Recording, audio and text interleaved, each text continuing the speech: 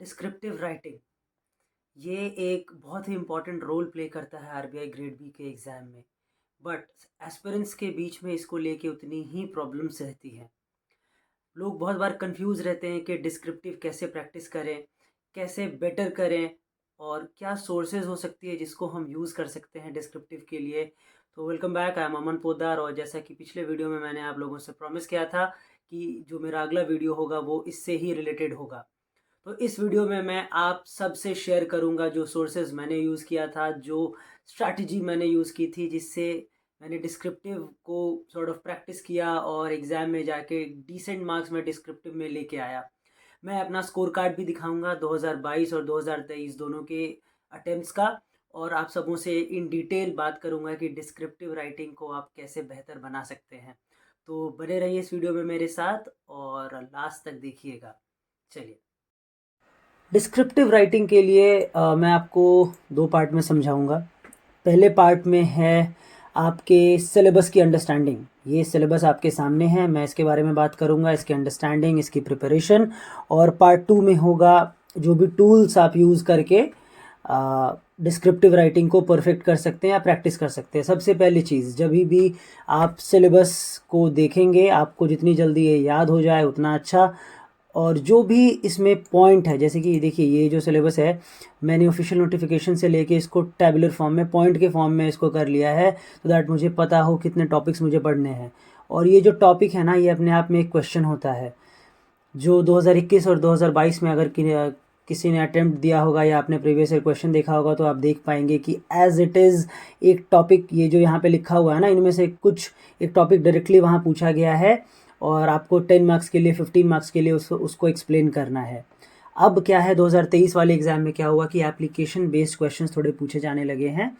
Difficulty level को थोड़ा increase किया गया है, but then again the base again is the syllabus. आपको अंडरस्टैंडिंग होनी चाहिए सिलेबस की। आप जब भी इसको पढ़े, एक जो यहाँ पे एक ये है ना, ये जैसे पब्लिक फाइनेंस है, पॉलिटिकल इकोनॉमी है, इंडियन एग्रीकल्चर है, इसको एक टॉपिक माने, एक क्वेश्चन माने 15 मार्क का, और इतने डेप्थ में पढ़े सो दैट आप 600 वर्ड्स इस पे लिख सकते हैं।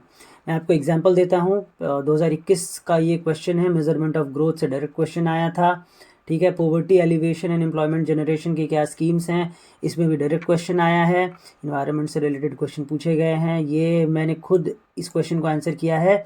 इकोनॉमिक हिस्ट्री ऑफ इंडिया, या जो चेंजेस हैं 1991 में एलपीजी रिफॉर्म्स के बाद, ये क्वेश्चन डायरेक्टली पूछा गया है। आप यहाँ पे देख सकते हैं यूनियन बजट और इकोनॉमिक सर्वे है, एक डायरेक्ट क्वेश्चन आया था।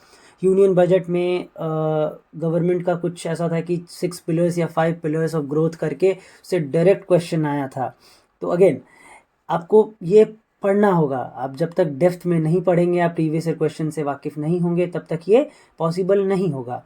अब 2023 में जो मैंने बात की एप्लीकेशन बेस्ड क्वेश्चन की, तो application based question is nothing but the examiner clubs 2 और 3 concepts and something from the recent news. जब इन सब चीज़ों को जोड़ के कुछ पूछा जाता है तो ये एप्लीकेशन बेस्ड क्वेश्चन है, but then again the base is the syllabus.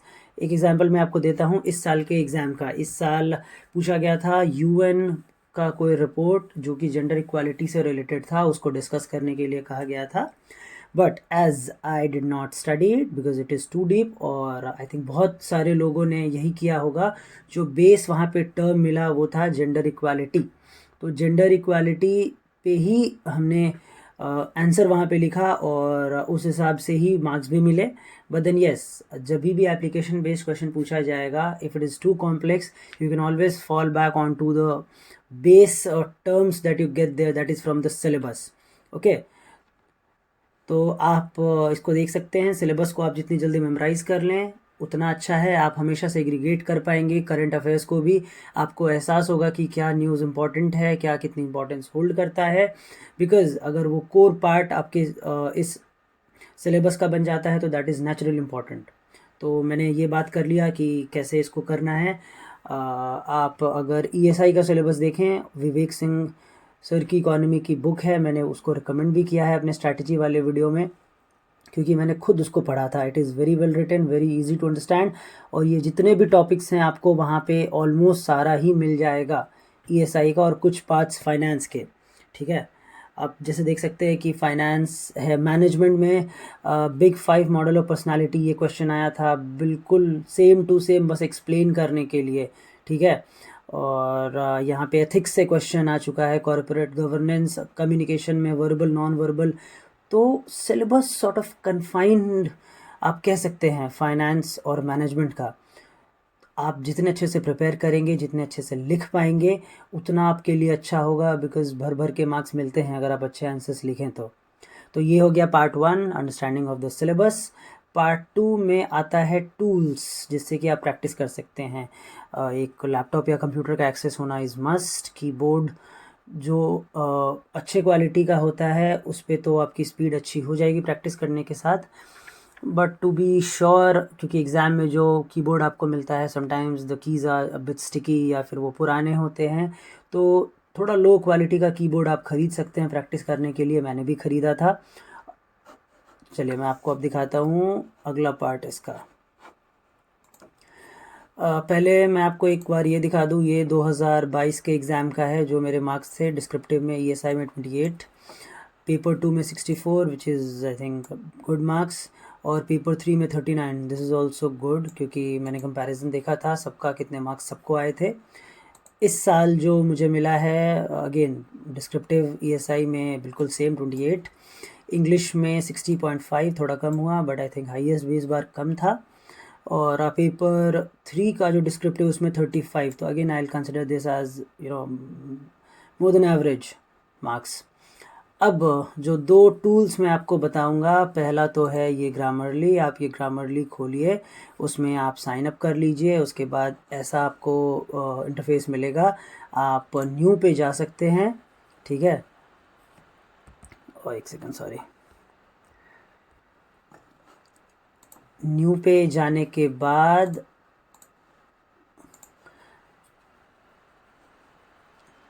एक second,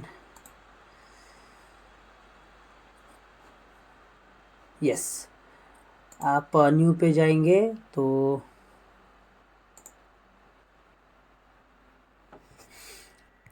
let it load. Yes, ऐसा एक इंटरफेस खुलेगा। आप यहाँ पे लिख सकते हैं, या आपने कहीं और लिखा है आंसर तो आप उसको पेस्ट कर सकते हैं, ठीक है। ये आपको यहाँ पे ओवरऑल स्कोर बताएगा, आपको कुछ सजेशंस बताएगा, और आपको यहाँ पे गोल्स भी बताएगा।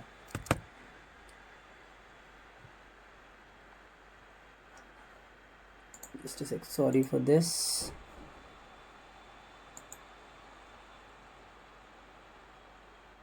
या तो मैं आपको एक अपना डिस्क्रिप्टिव आंसर यहाँ पेस्ट करके दिखाता हूँ to show you how it works. ये है 2022 के टाइम पे, मैंने जब डिस्क्रिप्टिव का मॉक दिया था तो उस समय मैंने कुछ लिखा था, और यहाँ पे मुझे मार्क्स भी मिला है। यहाँ पे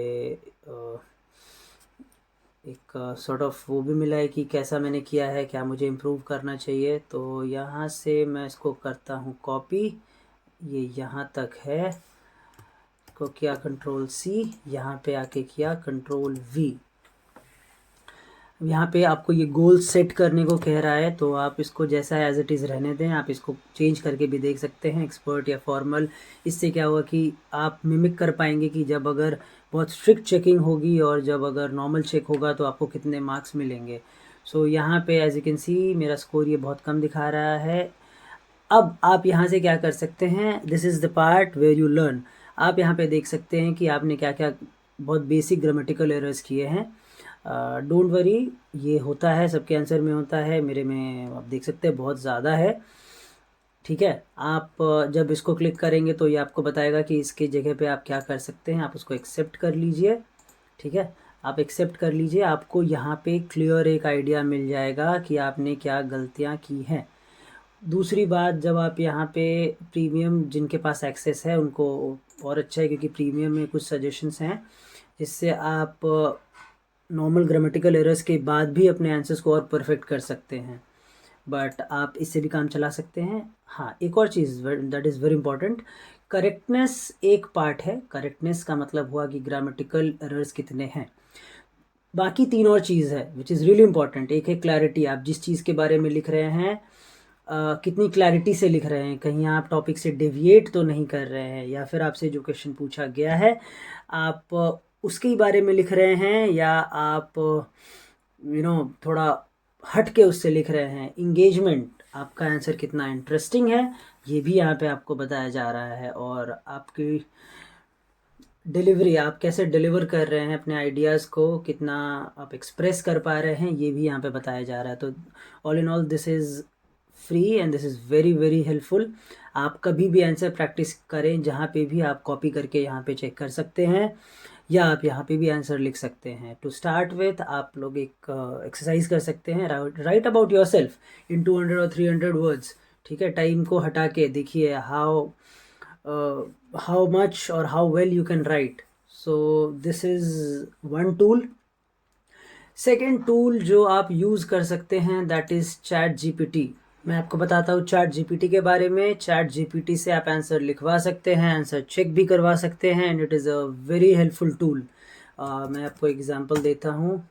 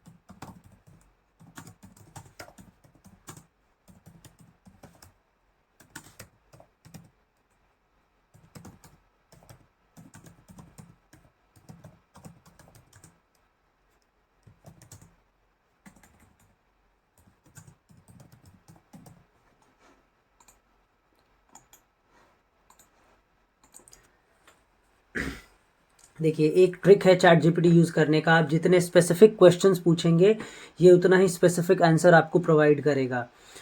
जो भी स्टैटिक का पोर्शन है, आप इससे एक बार देख सकते हैं कि आंसर राइटिंग कैसे किया जाए। अगर आपको दिक्कत होती है फॉर्मलाइज करने में या आंसर लिखने में, तो आप इसको यूज़ कर सकते हैं। This is very handy. आप वर्ड लिमिट दे सकते हैं। आप जैसे कि मैंने इससे पूछा कि आप इसको 3 पार्ट में लिखिए। पहला तो इंट्रोडक्शन होना चाहिए, दूसरी मेन बॉडी, तीसरा कंक्लूजन। लेट्स सी, जहाँ पे इसने पहले बताया कि इंट्रोडक्शन ऐसा है, आप इसको पढ़ के समझ सकते हैं कि कैसे किसी टॉपिक को इंट्रोड्यूस करना है।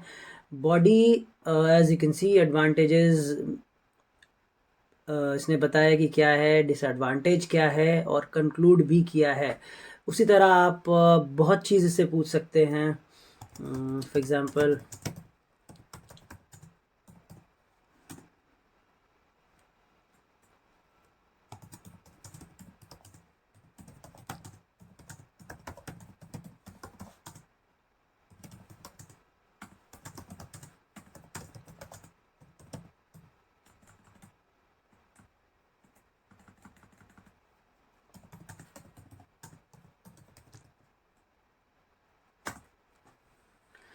जैसे कि आपने सिलेबस देखा था मैनेजमेंट का, उसमें आपको एक ये चीज़ था, बिग 5 मॉडल ऑफ पर्सनालिटी। अगर आपने नहीं भी पढ़ा है तो आप देख सकते हैं क्या है। ये बिल्कुल ही कंसाइज आंसर आपको यहाँ पे देगा।